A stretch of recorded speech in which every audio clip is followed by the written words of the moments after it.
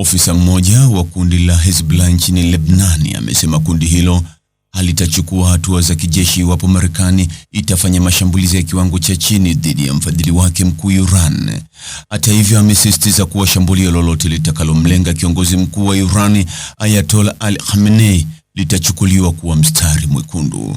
Kauli hiyo inatolewa huku maofisa wa Lebanon wakielezea wasiwasi wao kwamba Hezbollah inaweza kujikuta ikihusishwa katika mzozo mpana wa kikanda endapo hatua ya Marekani dhidi ya Iran itachochea vita zaidi.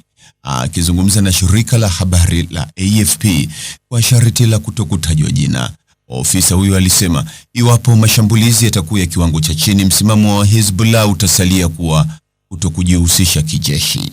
Iran ni mfadhili na mshirika mkuu wa Hezbollah, na kundi hilo limewahi kuonya hapo awali kuwa linaweza kuchukua hatua endapo Marekani itaishambulia Iran moja kwa moja.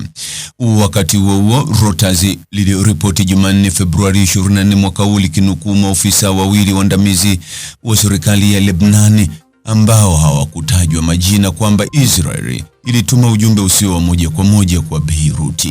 Ujumbe huo ulionya kuwa iwapo Hezbollah itaingilia mzozo kati ya Marekani na Iran, Israeli itajibu kwa mashambulizi makubwa dhidi ya Lebanon, yakilenga pia miundombinu ya kiraia ikiwemo uwanja wa ndege.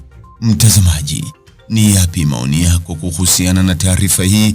Andika maoni yako katika sehemu ya ujumbe hapo chini. Like na subscribe pia ili uwe wa kwanza kupata habari wa chungu tele. Hii ni Focus News. Jina langu ni Deo Kaji Makomba.